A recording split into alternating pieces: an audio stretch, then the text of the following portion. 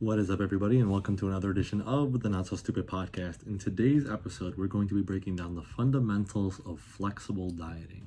And this has become a very popular dieting approach in the nutrition industry. I know I use this very frequently for my personal self, and I use it with a lot of clients as well. And I find it to be so successful for a lot of reasons, but it's important to know and understand how to do this the right way and what it actually means. Because I think that a lot of fitness influencers will advertise themselves eating whatever they want, whenever they want, and I do that to some degree as well. I show kind of both sides. I try my best to, at least, where I'm eating cheesecake and I'm eating a salad in the same day, and that's what I had yesterday. But yeah, the point is that flexible dieting, if you're not 100% sure what it actually looks like and what the execution of it is, it's really easy to go overboard with it and not see any progress with it. But if you know how to use this well and know how to use it effectively for your life, this can be an amazing way to enjoy your diet, not have any setbacks in your social life because of your diet, and still lose the weight that you want or still get to the goal that you're looking for as well. So we're going to be breaking down all of the fundamental principles. It's just a handful of them. It's not too complicated, that go into a successful flexible dieting plan and how you can use this to your advantage as well. So to start off, it's really important to understand this fundamental idea when it comes to dieting and trying to lose weight, and that is that the foods you eat, they matter. How much of the foods you eat also matter. The calories you consume are the ultimate indicator of whether you are going to be gaining weight, losing weight, or maintaining weight. If you're eating too many calories, whether that's all from junk food, whether that's all from quote-unquote healthy food, you can still gain weight. It doesn't matter what kind of food you're eating. If you're eating 5,000 calories of it, you're gonna gain weight, right? And that's thermodynamics. That's a law of the universe. You can't break free from that. It's impossible. So that's the most important thing to recognize here, is that as long as you're eating the appropriate amount of calories, you'll be able to lose weight. But now the caveat here is, if you're only eating calories from junk food, right? Let's say you're eating 1,500 calories, but it's all Oreos. It's all donuts and Oreos. You're not getting nutrients. You're not getting a diversity of nutrients that are going to actually help your health improve. You're not getting an array of vitamins and minerals. You're not getting color in the form of vegetables and fruit, right? Which is a culmination of vitamins, minerals, phytonutrients, fibers, things like that. You're not getting those into your diet. So what happens is your mental health can suffer.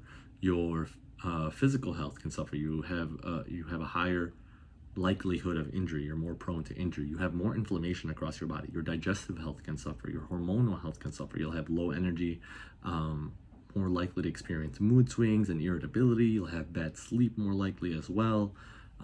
You'll also very likely, if you're on an Oreo and donut diet, not be able to maintain any muscle tissue as well. So when you're losing weight, you're actually going to be losing muscle and fat at the same time.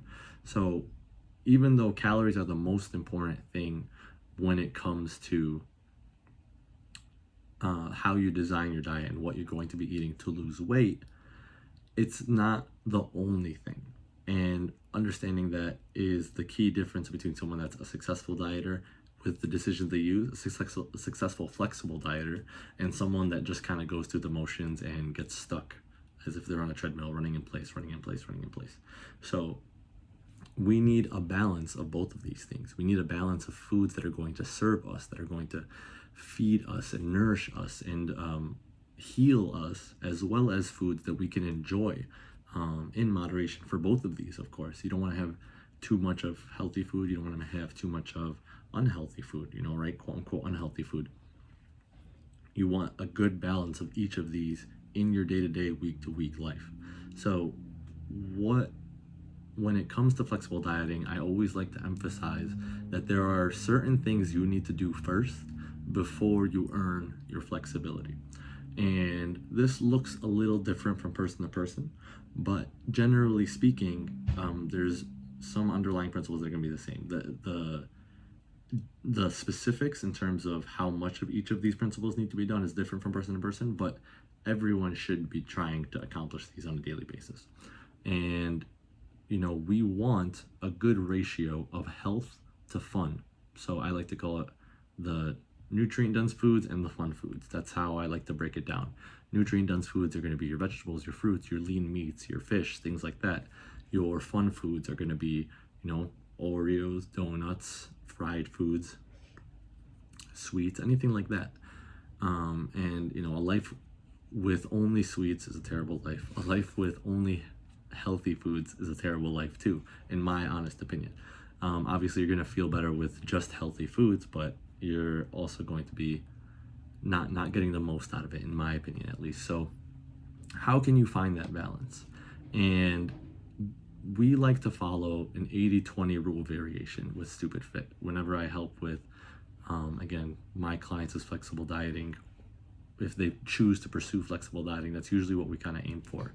80% of calories to come from whole nutrient-dense foods that are going to help optimize your health, help keep you satiated so you're not overeating, help you recover from your training, help your digestive system so that you're getting good poops and you're not being bloated all the time. And then 20% of your foods from foods you enjoy, so that you can watch TV and enjoy some chips, so that you can go out with a friend and have a donut, so that you can go to your mom's house for dinner and eat her dessert that she made.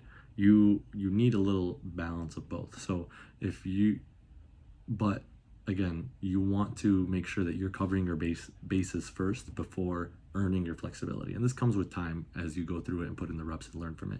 But these principles that you're going to need are: one, making sure that you stay hydrated.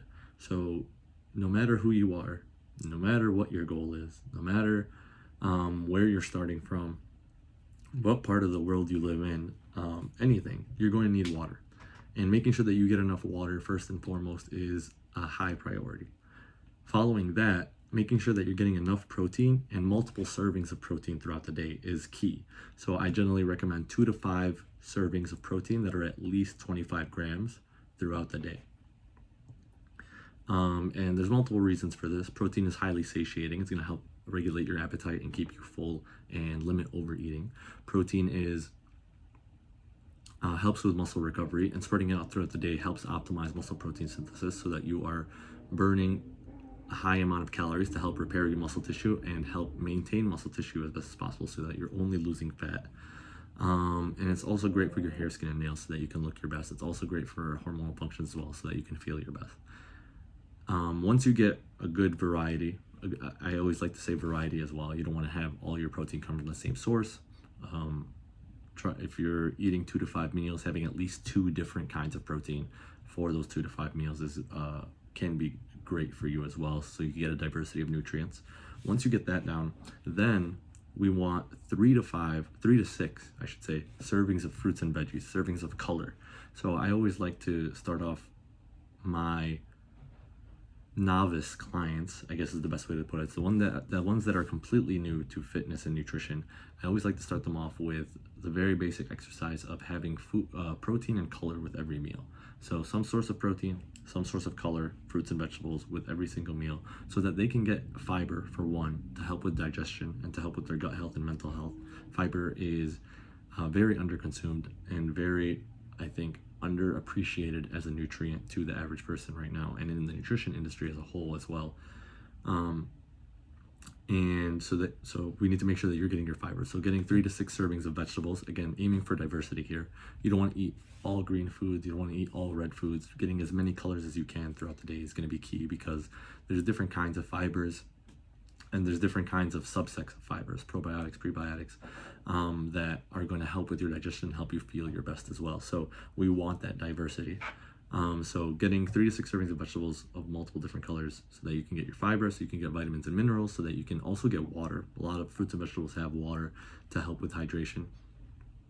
And also help with being satiated as well, right? So it's hard to overeat whole nutrient-dense foods. It's hard to overeat salads and leafy greens and things like that. So though we can use that to our advantage so that we're not going to overindulge any one meal, any one food. So recapping where we're at right now, drinking enough water, a suitable amount of water, aiming for 0.7 to 1 fluid ounce per pound of body weight is a good place to start. Having 2 to 5 servings of protein throughout the day that are at least 25 grams per serving, very good place to start as well. 3 to 6 servings of fruits and vegetables throughout the day, 3 to 6 servings of color.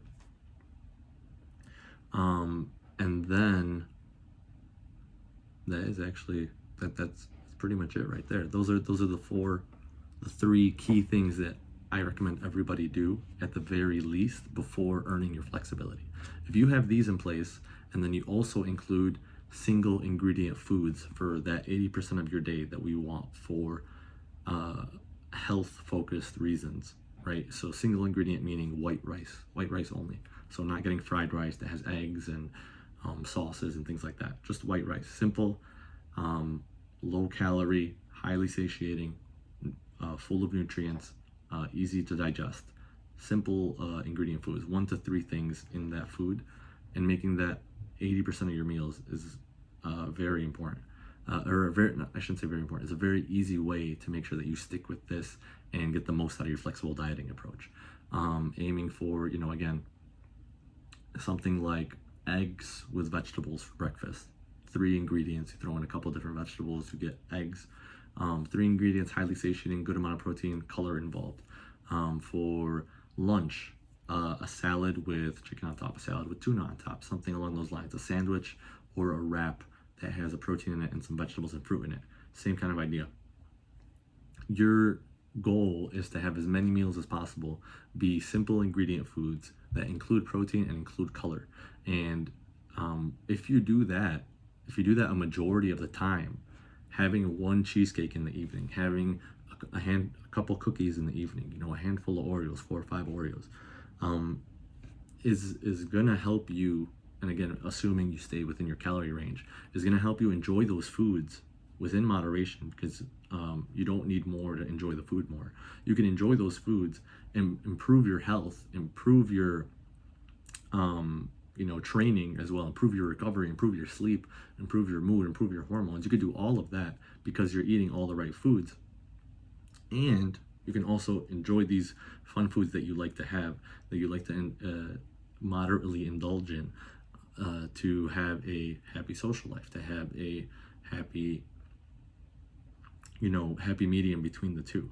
And as long as you're able to do both of those things, you're able to get the baseline 80% of your calories coming from those whole nutrient dense foods that are simple ingredients, and then getting the last 20% if you want to, if you don't want to do that much. Sometimes people save those for special occasions. Sometimes people do it, limit it to once or twice a week. They don't eat it every single day. You don't have to, but you have the option to because of the flexible dieting approach. And that's important to note. You don't have to force feed these foods if you don't feel like doing them, but you do have to hit these simple guidelines that we talked about with the water, protein, and color, and simple, again, the simple ingredients, which kind of overlaps with all of those, to be successful. So kind of recapping, because I feel like I went on a tangent there and I kind of just talked in a lot of directions. I want to kind of bring everything back to this single point. To be successful at flexible dieting is not to eat any foods you want, whenever you want, however you want. It's about the balance. It's about keeping it nice and simple. It's about feeding your health first and earning the flexibility, essentially. Or vice versa. If you have flexibility in the morning, right? Let's say you go to a pancake house and you have red velvet cream cheese pancakes. That sounds really good right now. I don't know why I just did that to myself. But if you have that in the morning, well, the rest of your day is going to be, whole nutrient dense, simple ingredient foods. It's about that balance.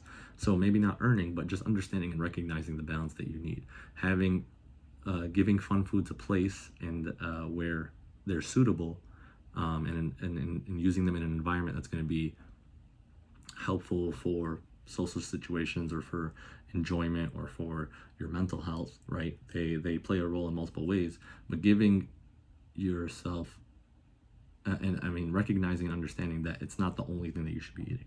Recognizing that a majority of your day, the rest of your day, is going to be spent on those whole nutrient dense foods, on those simple ingredient foods, high in protein, high in vitamins and minerals, high in fiber, They're going to help you feel your best and help you get to the goal, get to your goal more efficiently. So flexible dieting is just knowing that balance and learning it as you go. If you have 5 meals in the day, really easy math, 80% of your meals is 4 meals, and the last meal can be a fun meal. If you have a couple sweets throughout the day, that's fine. As a snack, someone buys donuts at the office, you have a donut. There's no harm in that. It's not going to ruin your progress. You can enjoy that, but then just adjusting your calories the rest of the day so that it can fit for your goal. And just knowing that give and take.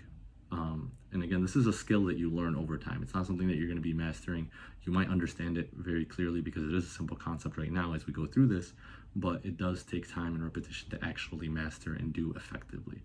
But that is the fundamentals of flexible dieting. Again, just keeping your hydration, protein, color in check, focusing on simple meals, 80%, 70 to 90% of the time is what I like to say.